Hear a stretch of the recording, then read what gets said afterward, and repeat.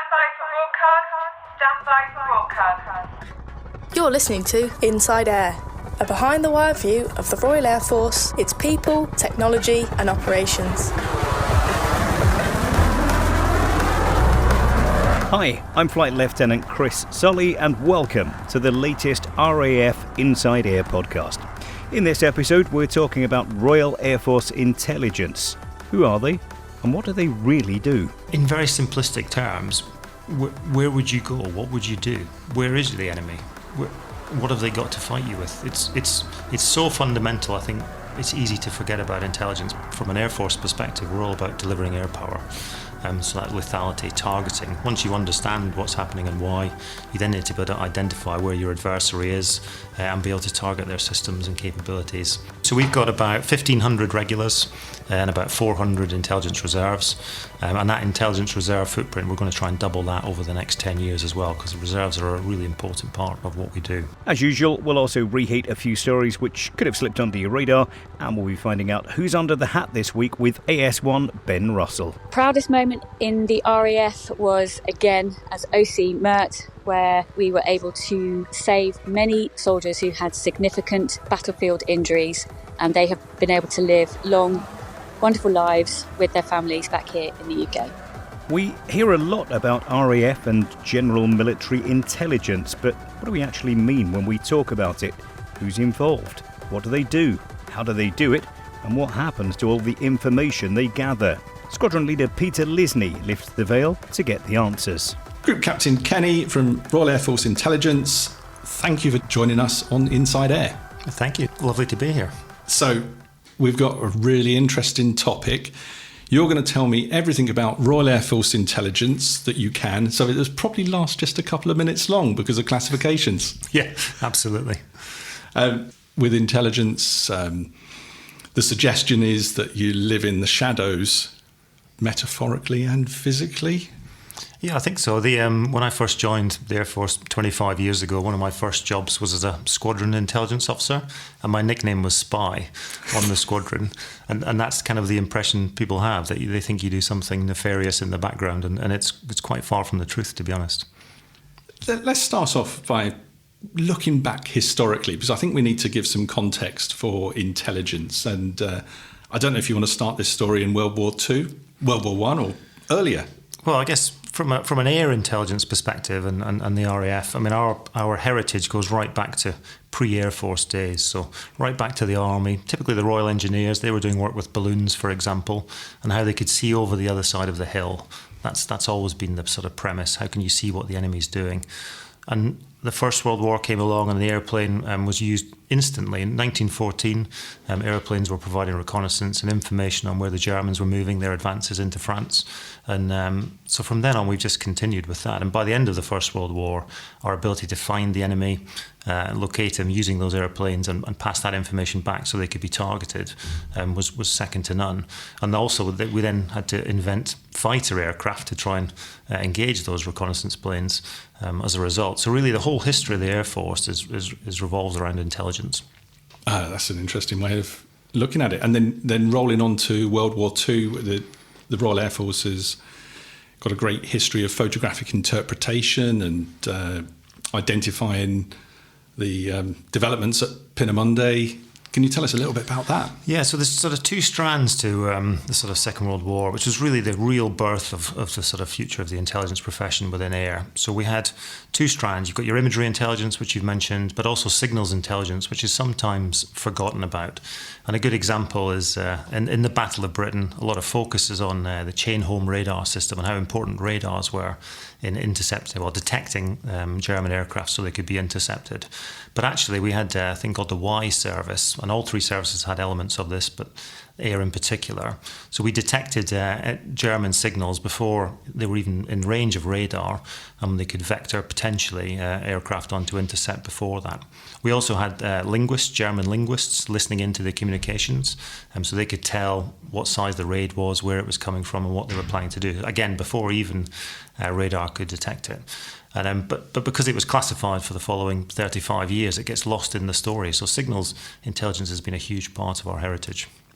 Okay. Something else that was rampant during World War II and the run-up to the war was information warfare. Did the Royal Air Force get involved in that during World War II? So absolutely. I mean, we had by the end of the war in particular, a huge amount of effort into deception campaigns, for example, dummy aircraft, dummy airfields, whole organisations, and a huge amount of effort into doing that to try and deceive the Germans, and a lot of propaganda behind the scenes as well. So yes, absolutely. And that's something we're looking to try and draw on that history as we move forward today, as information grows in importance. Yeah, it's an important question really, is where are we today with intelligence, and how different does it look to 100 years ago? So I think the big difference now, and one that's a real challenge to everyone, is just the volume of data that's available. So if you were looking at signals intelligence, for example, in 1939, it'd be fairly easy comparatively because there wasn't that many signals out there for you to detect.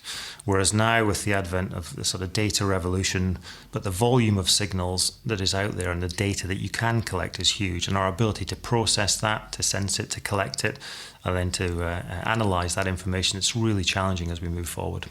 So let's talk about what you do as a profession. In fact, how big is the intelligence profession, if you can tell me, that is? So that I can tell you. So we've got about 1,500 regulars and about 400 intelligence reserves.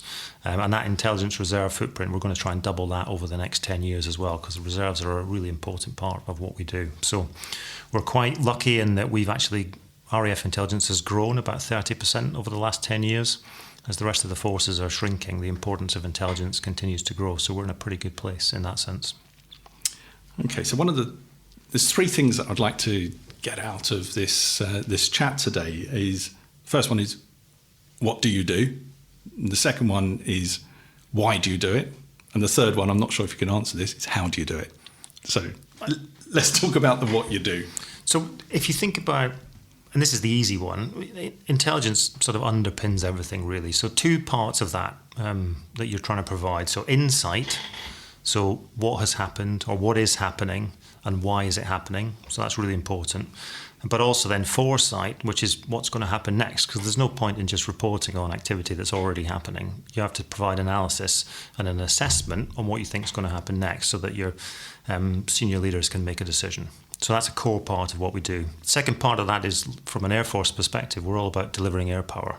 So that lethality, targeting. Once you understand what's happening and why, you then need to be able to identify where your adversary is and be able to target their systems and capabilities. So you can fly, fight and win, as Kaz would say. And then the third part is survivability. You've got to be able to do that again and again. So you need to make sure that our aircraft and our forces can survive so they can deliver that effect. And that's increasingly challenging in a pretty demanding environment in the current world. How do we do that? We've got a lot of different ways that we do that. So those 1,500 regulars, half of which are pretty much sit in Air Command, half of which sit in Joint. But we have a number of different methodologies you could employ. So SIGINT, so signals intelligence, detecting what the enemy is producing and pumping out into that electromagnetic spectrum. Been around for 100 years, but increasingly challenging. Part of that might be electronic intelligence, where you're looking at the signals themselves, but the other part is comment, so communication intelligence. What are they actually saying within those signals? And that's a huge part of what we do. And we have intelligence analyst linguists who are recruited specifically to do that. So that's really important. The other side is the IMINT, you already mentioned, imagery intelligence. Actually, now we call that geospatial intelligence. So that's taking imagery intelligence, imagery itself, and then any kind of data that you can, geospatial data, mapping, that sort of thing, to align that to a position on the Earth. We also have measures and signals intelligence, which is where it starts to get a little bit more complex. So if you think of IMINT is sight and SIGINT is sound, MASINT is kind of how you could touch, feel and taste. So it's looking at all the other different things that you could look at. So a sort of simplistic example might be, if you compare two bicycles, you've got a mountain bike and a road bike. If you've got your mountain bike with hard, knobbly tyres, it's going to make a very different noise as it moves along the road than a road bike which has got hard, narrow tyres. So that difference in sound in that instance is effectively MASINT, how you could detect a difference in what an object is, or where it is, or what it's doing. Radar is a good example of MASINT, as is acoustic intelligence, which is effectively looking in the water for objects, be it submarine or whatever. So they're the sort of three Well, there are three of the primary ones, but you've also got open source intelligence, which is a huge growth area now. Obviously, the amount of publicly available information, you only have to go on X or Telegram or TikTok and see the variety and the volume of information which has intelligence value, which is there. So how do you get after that? You also have human intelligence, going back to that spy comment earlier. So you have people gathering intelligence typically from human sources. Not something we do too much of. We do have some people who do human, but we're more focused on those SIGINT, GEOINT and MASINT capabilities. So to what extent are we, as speaking on behalf of the public, exposed to intelligence activities of foreign nations, perhaps namely Russia, China? What do we see every day around us? So I don't think you'll necessarily see any evidence of any of that occurring, but if you look at the news, you can clearly see commercial satellite imagery, for example. Pretty much anywhere on the Earth now you can get an image. So we know that our adversaries have access to satellite imagery. There's a lot of capabilities in space, be it signals intelligence capabilities again. So our adversaries are collecting intelligence against us all the time. But as far as the public's concerned, you won't see that. You may see something in the press when somebody does something on the ground and gets arrested. But actually, the vast majority of intelligence is collected either on digital systems or, as I say, through some of these other sensors, which you just won't have sight of. We've got land, sea, air, cyber and space. All the effects of those domains will ultimately hit the cognitive domain. How important is it to intelligence operators to understand the cognitive? It's fundamentally what we do. So we need to provide that understanding to our senior leadership, our decision makers, so they can have an effect against that cognitive domain. So we need to provide that understand. If we don't understand how our adversaries are thinking, why they're thinking things, what they're doing, we can't have an effect. And we can do things, and militaries historically have been very good at doing things. But to what end? And that effects-based cycle is underpinned by intelligence. And even though we're air intelligence, as I say, 50% of our profession sits within joint, so in defence intelligence, MOD, various organisations providing exactly that look into how our adversaries think. So what I do know about the intelligence profession, Air A2, is that you are very hungry for information. So data, where do you go for your information and your data? So we get it from a variety of different sources, and indeed all source analysis is one of the sort of key things that we do. That's what we call it. So we take that data from all different things and pull it together to get that fused intelligence picture. And you have a variety of ground-based sensors, space-based sensors, and then obviously from an Air Force perspective, we have assets which are specifically designed to collect that intelligence. So you might have your MQ-9 doing that full motion video. You've got Rivet Joint doing sort of ELINT, your P8 doing that maritime patrol and acoustic intelligence capabilities. So we have a number of different platforms which we specifically collect intelligence from, and then that intelligence, that data, is then turned into intelligence by number one ISR wing, who do that processing. ISR? Intelligence, surveillance and reconnaissance. They do the processing, exploitation and dissemination of that data, i.e. they turn it into intelligence and get it out to whoever needs it. To feed into that intelligence world. So that's the sort of primary sources that you get. But obviously with open source intelligence now, the sort of aperture is just widening all the time in terms of what can be collected. And there is a huge amount out there, and probably more than we have, definitely more than we have the capacity to deal with at the moment. And how closely do you work with other intelligence agencies, other intelligence personnel from the Royal Navy and the Army? So very closely. So we all in the services sit under CDI, Chief of Defence Intelligence, who is the owner, the functional owner of intelligence in defence. So we work in a lot of joint units. PGHQ, for example, PGHQ J2 is a mixture of Army, Navy and Air Force. We sit in various intelligence centres together. It couldn't really be more close at the moment. And it's getting closer all the time under that function of intelligence, under CDI. So it's quite impressive. So why do we need blue suits doing intelligence?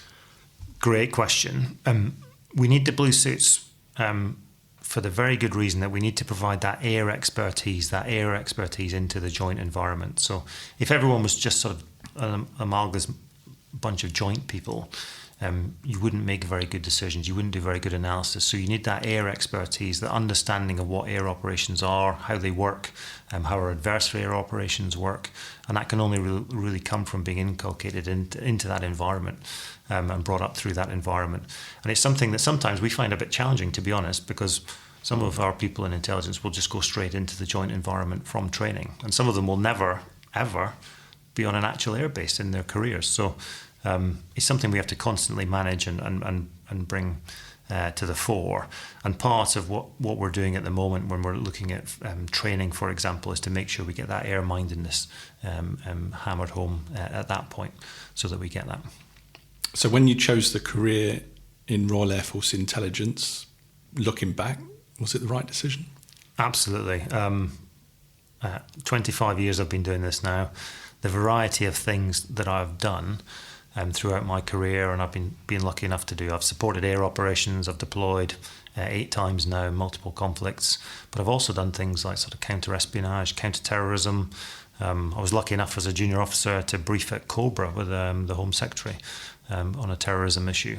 The sort of opportunities you get in intelligence, you just can't really be replicated in any other profession, I don't think, certainly in the Air Force. And we're lucky is potentially the wrong word, but we've been on operations since 1991 from an Air Force perspective, whereas the other services won't necessarily have been doing that. So we're able to do our job for real all the time, which again is a benefit. Now, as an Air Force, we've moved from this counterinsurgency to real war fighting. That's the message we're getting drummed at the moment. How is intelligence keeping pace with that? It's really challenging, and we've got clear direction from CAS that we need to be able to fly, fight and win. And that ability, we honed it over 20 years to effectively track almost individuals, small organisations in that counterinsurgency environment, to change to be going back to a warfighting mindset where you're looking at much bigger organisations, a much increased amount of data, a bigger requirement to that, back to that lethality. So that understanding, that lethality and survivability, all of those are exaggerated in a warfighting environment, and even more important. And how do you do that across what could be, from an Air Force perspective, thousands of kilometres in terms of battle space? You see what's happening in Russia, Ukraine.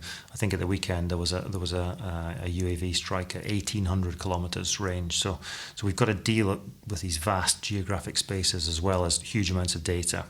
So it is particularly challenging, but it's a challenge that we relish and one that we're working to try and resolve. And the battlefield has moved thousands of miles. It's here. And that's for the first time, arguably, since 1945, we face a direct threat to the UK. And again, that's a mindset shift potentially. And we need to be able to defend ourselves. And intelligence performs a huge role within that. If you don't know where the threat's going to come from, what that threat looks like, you can't defend the UK. So again, we're even increasingly important. And we have the Royal Air Force has a responsibility for defending UK airspace 24/7, 365 days a year. And again, intelligence underpins that effort. So I imagine that your power isn't the individual. Your power is the collection of 1,500 regulars, 400 reservists, put them together, and that then becomes powerful. Absolutely, knitted together with a sort of architecture and systems and processes that enables them to pool that data and pool that analysis and that thought together to provide that fused picture. Because if we don't do it, things will go badly wrong. That's a huge job, isn't it? It is, yes. I could do with some more people, please. Yeah. So sometimes when you're looking at the value of a group or an organisation, it's not always easy to articulate that unless you remove them. So what would be the consequence of entirely removing intelligence operators? In very simplistic terms, where would you go? What would you do? Where is the enemy? What have they got to fight you with? It's so fundamental, I think. It's easy to forget about intelligence because, especially in the Air Force, where if we're not at war, you can go flying without intelligence, you can do training, you can do all that without intelligence. But when it comes to war fighting, if you haven't got it, things go really badly very quickly. And a good example, if we go back to that Second World War, unfortunately, after the First World War, we learned a huge amount of lessons and had a really sophisticated system for doing that intelligence, particularly in both SIGINT and in that imagery intelligence. But that atrophied because it's expensive between the wars.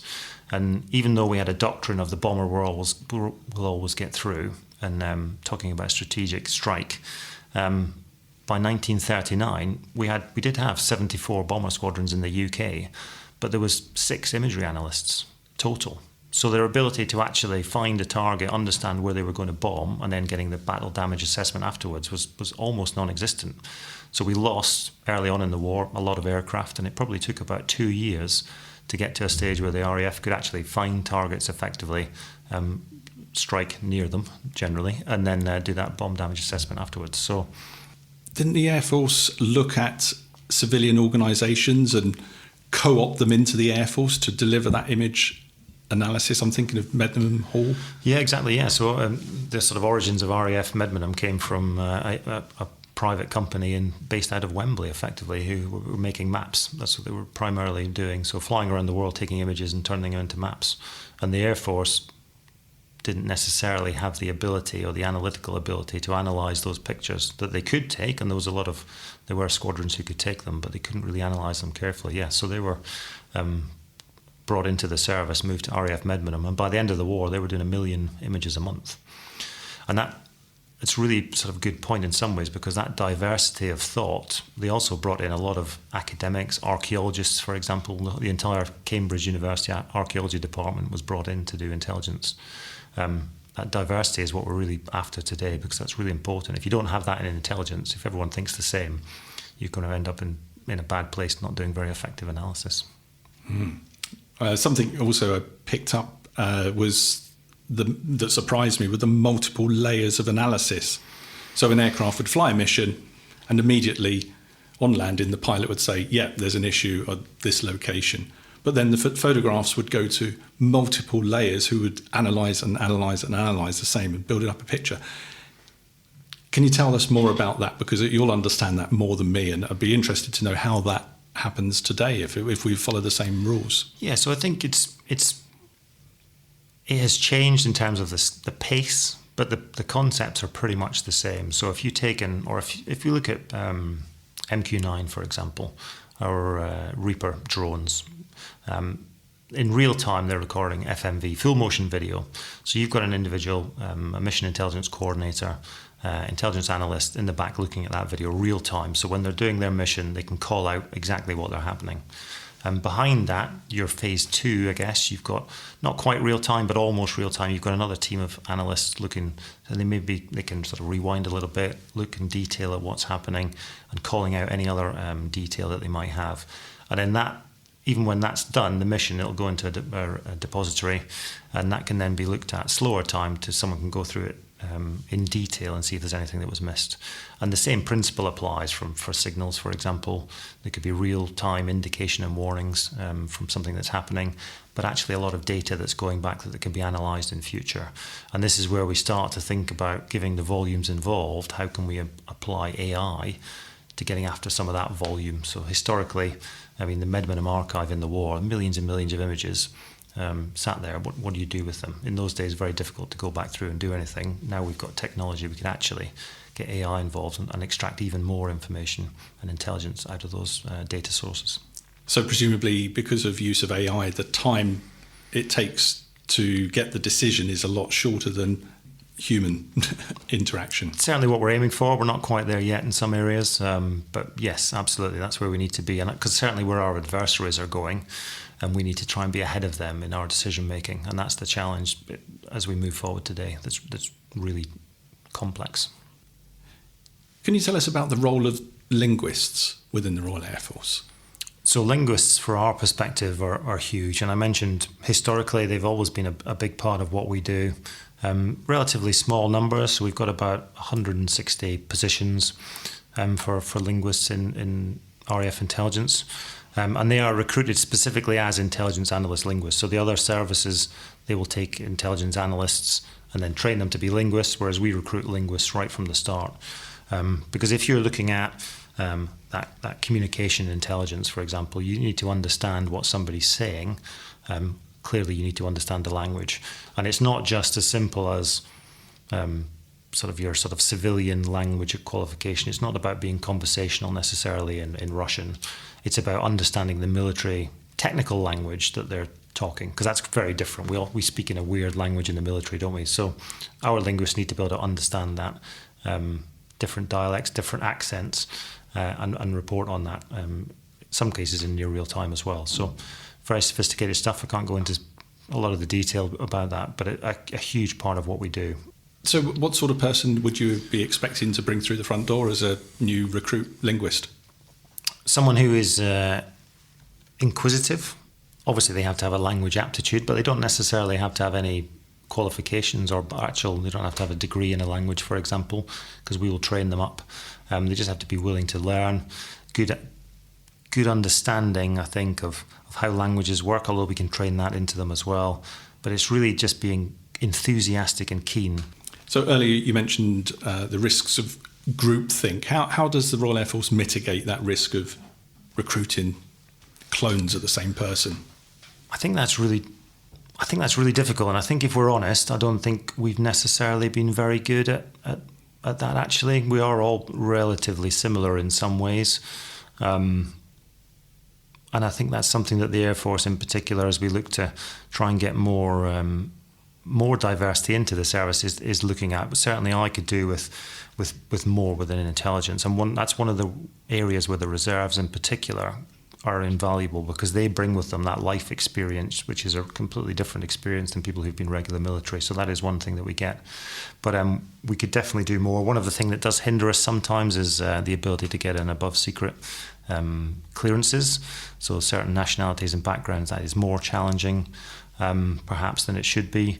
And we're looking at actively trying to engage to change that a bit, because again, if we can get some people in the door who understand cultures better than perhaps we could, different cultures, that would be really valuable.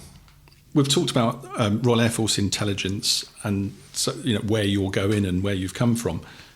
Can you tell us some intelligence failures, not necessarily Royal Air Force, but where has intelligence gone wrong? So I think pretty quickly you could come up with a list of a significant list of examples. If you go back to the Second World War, Pearl Harbor is an obvious one that gets trotted out.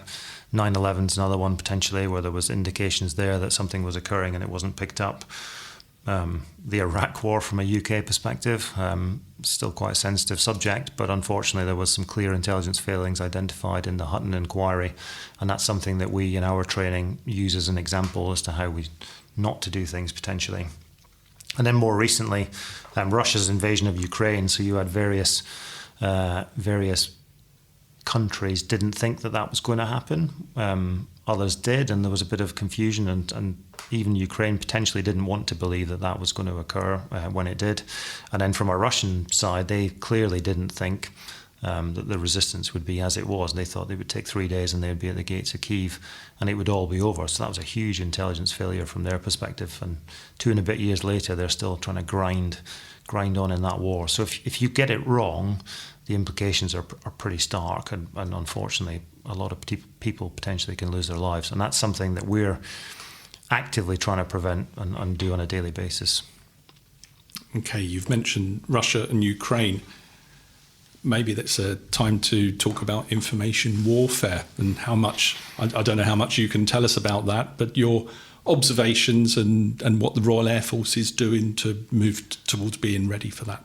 I think what I can say fairly openly is the fact that we're observing what is occurring, and we're actively learning from what we're seeing and trying to identify from an information warfare perspective the good things that we're seeing, the things that are being effective, but also trying to counter potentially some of the activities that we're seeing, which although we're not necessarily involved in the war, some of our adversaries' activities in that information space does have an effect on us. So we would want to try and counter that where we can. But you will clearly see, if you go on any social media platform today, you will see Russian and Ukrainian information operations happening daily. Some of it is very effective. And it's growing as well. And you can even see General Håkon Hull, when he was Chief of Defence Intelligence at the start of the war, and now as Commander Stratcom. The UK is also, Defence Intelligence is trying to operate in that space, and you can see from the sort of daily updates that Defence Intelligence provides on X is part of that, trying to get that messaging out a bit more effectively than perhaps we have in the past. It must be a challenge, though, for you, because you play by the rules and adversaries don't necessarily play by the rules. How do you compete when the playing field is on a slope? It's a challenge. We're clearly bound by very clear laws, which we will not break at all. So it does make it difficult, but it doesn't mean we can't do it. We can be clever about what we do. I can't go into much detail, obviously, but we certainly are cognizant of the effect of information operations and its growing importance. Great example in Russia, Ukraine at the moment, just the sheer volume of information operations and the effect that it has continues on a daily basis.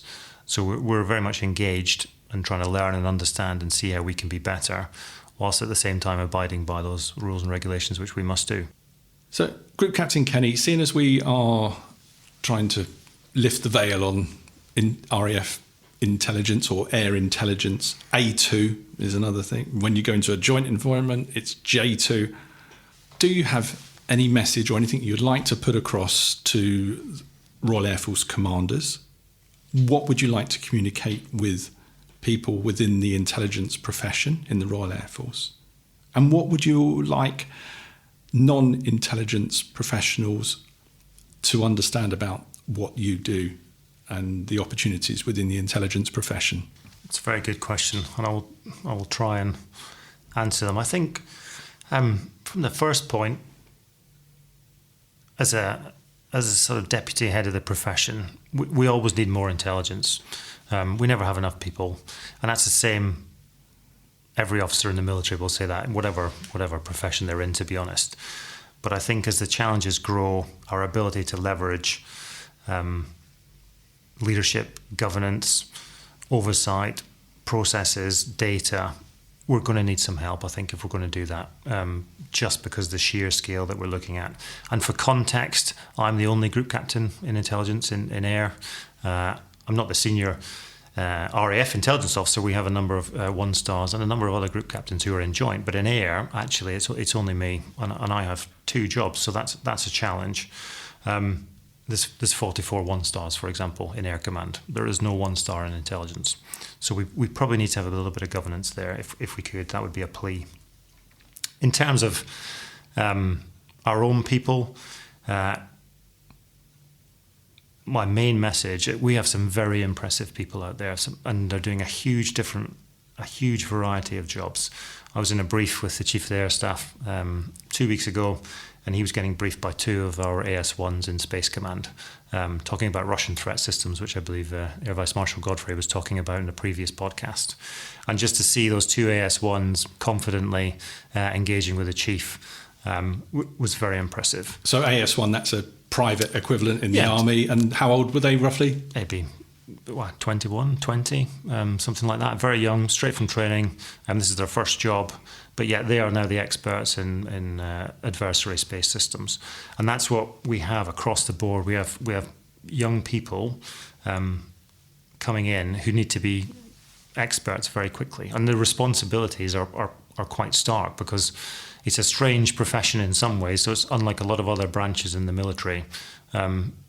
If there's something goes wrong, it's not us that's affected, it's other people. So if we don't get it right, there's a danger that people might die. It might be our people, it might be the wrong people on the other side. So there's a lot of pressure, and especially with the sort of operational output we have at the moment, which is only growing with what you see in the Middle East. So just hugely impressed on a daily basis with what I see from our people. So the more they can keep doing what they're doing, I think the better. And then for those out there who don't really understand what we do or how we do it, there's a lot of good information, actually. So the various government websites have some good detail. But again, if you want to get involved, get involved. We've got a huge demand for reserves moving forward, and we've got a huge demand for people to come and join. If you're inquisitive, interested in this area, we will absolutely keen to get you through the door to deal with some of these complex challenges that we're going to face in the next 5-10 years. And finally, I just really wanted to emphasise a bit what a bit like I mentioned earlier about SIGINT in the Battle of Britain, we've currently got 1,500 people, 400 reserves working in the background, underpinning everything that we do from an Air Force operational perspective. There's intelligence analysts, be it sitting in the signals world or the imagery intelligence world, largely unseen, often in joint organisations. In some cases, almost seems to be forgotten by the Air Force in some sense. But actually, our operations wouldn't simply occur if they weren't there to do that work. And I just want to remind people that we're here, we're doing our job, and we will be moving forward as well. And it's a really important job, and it's sometimes quite thankless, but very impressive to see. And I want to thank everyone who does it on a daily basis. Group Captain Kenny, that seems like a very good place to conclude our chat today. Thank you for telling us what you can about RAF intelligence, and thank you for being on Inside Air. Thank you. It's a pleasure to be here. Thank you very much.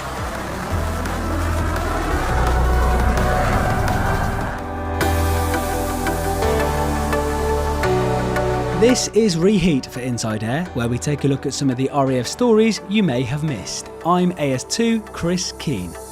An event has been held to commemorate the 80th anniversary of the first British women on active service to be flown into a war zone. It was a week after the D-Day landings when 3 nurses from the Women's Auxiliary Air Force flew to Normandy to undertake the first casualty evacuation flights. Those women later became known as the Flying Nightingales.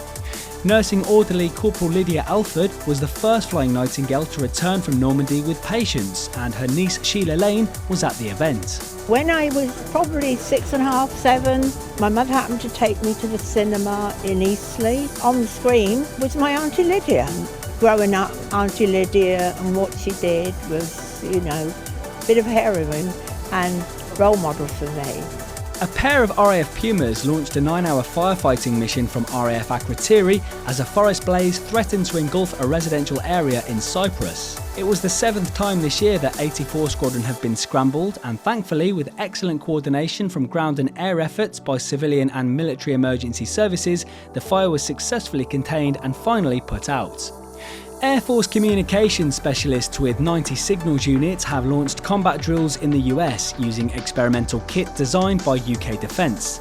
The Leaning unit joined US Air Force teams at Robbins Air Force Base equipped with cutting-edge satellite and high-frequency equipment to disable and disrupt enemy frontline systems.